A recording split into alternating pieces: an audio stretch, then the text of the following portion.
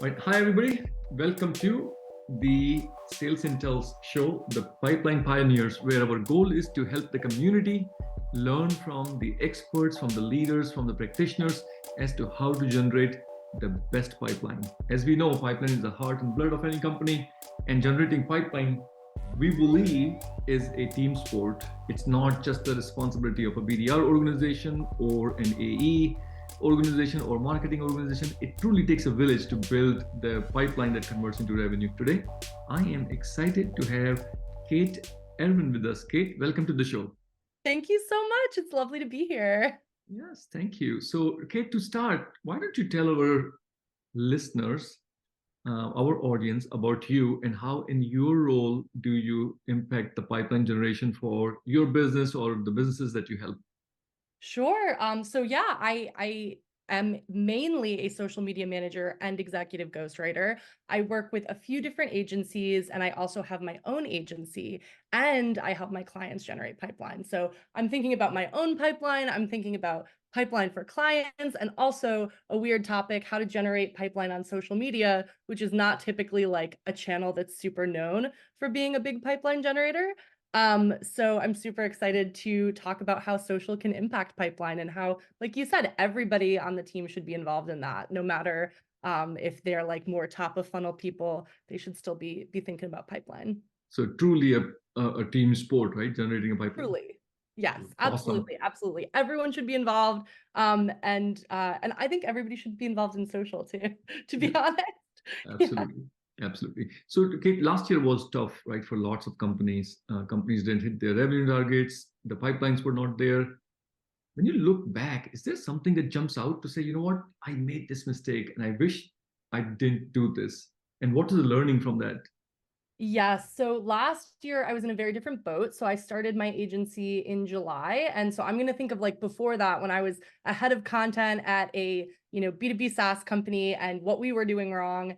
And I think we were very focused on very high targets of leads, like, the most leads, not necessarily the right leads.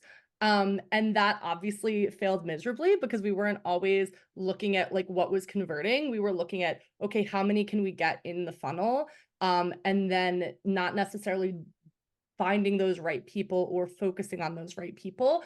And it got just a little spammy. You can kind of feel it when things are more organic versus when it feels like a little sneaky and tricky when you're trying to just like, get in front of leads as much as possible in a way that annoys them. So yeah. No, makes sense. Makes sense.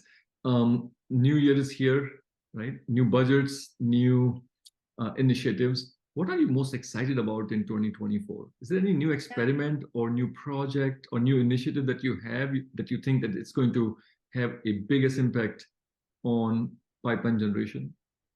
That is a really good question. So I think, and I've always believed this, but I think it's true more now than before. It's really all about relationships, and it's all about building those networks and those relationships with people, which is why I think social is so valuable. Because when I think of the deals that I've closed personally for my business, it's all been either like first or second degree connections, referrals, and everything's come inbound. So I think that it's really about kind of just doing that kind of giving and educating and helping people with no expectations. And then you'll see it kind of repay you. It sounds cheesy, but it's worked for me and it works for the companies I work with. And I think the other big thing is just like focusing on what's best for your customer and not what's best for you, and making things as easy for them as possible, at any expense. Got it. So build relationship and Yes. focus on the customer, right? The Yeah. basics, very, very basic Basics. things. It's Yeah. basics. It's Yeah. not it's not sexy, but it's like it's I think that people lose sight, or like people get scared and scramble and think that they need to do something new and sexy, and they lose focus of that very core truth, Yeah. you Yeah. know. I'm with you. I'm with you. You know, Yeah. how many times people just forget, just get back to the basic, right? It Yeah. works. It works. It works. Yeah. Awesome. Well, we are going to play an interactive game here. Let me see. You know, Zoom just changed their settings on us. Here we go. No. So here, what you see on the screen, you have 100 pennies, and here are different channels. As we know, generating pipeline takes multiple channels, right? You invest in content, you invest in community, you invest in partnership. And the art of this investment is to put your pennies in the right areas, like the right amount of pennies in the right areas. So your goal is to invest these 100 pennies across different channels, right? With the goal to generate the most optimum pipeline for your business. Tell me, how would you invest these pennies? Oh, this is so tricky. So it sounds this is going to be incredibly biased, obviously, which I'm guessing other people's have been. So I'm guessing marketing is like the content bucket, essentially. Yeah, content, paid, it's a broad bucket. Okay. I'm going to put at least 2 pennies there for sure. All right, let's put your 2 pennies over Um, here.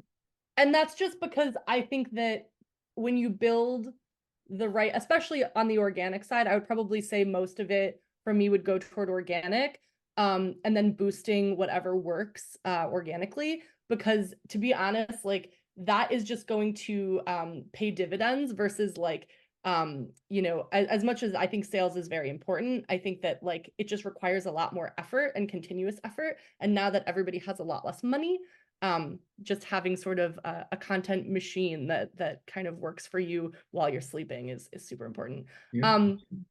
I'm also gonna put oh, this is so hard. I'm gonna put 2 in community because I think community is also really important. And And I'm more gonna so run out now, of right? money. What? More so now. Yes, more so now. And I think and I think of it the same way as like community is also doing the work in the background while you're sleeping, while you're doing other things. If you can empower your customers, your users, um, and even just fans. So I do some work with Chili Piper, and I will say that there are a lot of people that I know are not Chili Piper users, but they are Chili Piper fans, and they will sing the gospel of Chili Piper even though they don't even use the product. Mhm. So I think it's very important to have that in place. Yeah. Um, I'm going to give at least 1 to partnerships Yeah. because I think partnerships are important. I think a lot of it can be a little bit more organic than like more traditional affiliate partnerships. Definitely 1 in brand. One in brand, I'm absolutely. running out of money. Yeah. Well, you have still Uh, 40 cents, 40 pennies. oh my gosh, this is so hard. Definitely 1 in sales. We need some sales. We need to be doing at least some outbounding. I've built my business without any outbounding, but I'm a solopreneur, so it doesn't take me a lot to Yeah. get to a full plate. But for most businesses, they need sales. Um, I'm gonna give 1 to events. I do believe events are still important. Um, I would use it on smaller events, like in a couple of weeks. I'm going to Golden Hour. I would use it on events that aren't necessarily booth events, but like places where you can send maybe a couple of key people from your team to network and form those relationships. Um, and then yeah, I guess 1 in product and 1 in customer. It sounds weird like to say like, hey, like what do you mean you're doing product led and sales led? But I do think that it's nice to have at least some sort of motion where you can have people try your product. One of the cool things that I loved was Mutiny had a really good event. It was like Survivor, but like AI Survivor. And everybody that they partnered with provided the attendees with like some sort of like test bed that they could walk through, like way to test out the product, a free trial. And it was part of that event to like test out the product and give your feedback. So I think that it's really important as even just a tool for a feedback loop in addition to like growing your pipeline. And poor found, I don't know. I am a founder. I don't know why I didn't put anything under founder-led growth, but there it is. No, this is very well diversified portfolio, as they say. You diversified your pennies in Yeah. here. So now let's take a look at this. This is a slide that shows you how the community as a whole has made their investment decisions, right? And Yeah. I'm going to overlay your data on top of it to show you how you stack up or your investment stacks up against the community. When you I look love at that. this, is there anything that jumps out and say, you know what, this is surprising? Oh, I think that a lot of my clients, because I work with sales tech companies, are going to be offended that I didn't put more money into sales because I work for sales companies. But I think that it's a little bit surprising to me. But it's also not because I think of sales as very much one-to-one. And since we do need that like personal connection, I can totally see why people would put their money into it. It just, to me, seems like something that's difficult to like sustain over a long period of time. And then I'm a little surprised that people aren't investing more in community. Maybe people thought it was more of like a phase back in like 2020 when we were all lonely, that community was more of a focus, but I still have some great examples of people building great communities. Emma Hannavale over at Grammarly has a really wonderful exclusive community for users, and she uses it for like product feedback and for all these other things. I suppose that there's probably like communities probably better for other things other than pure pipeline growth. So I'm wondering if that's why maybe people didn't put too much in there. But yeah. Cool. Awesome. Thank you so much for joining us, Kate, and thank you so much for participating. I'm sure our audience are going to get value out of this. I hope so.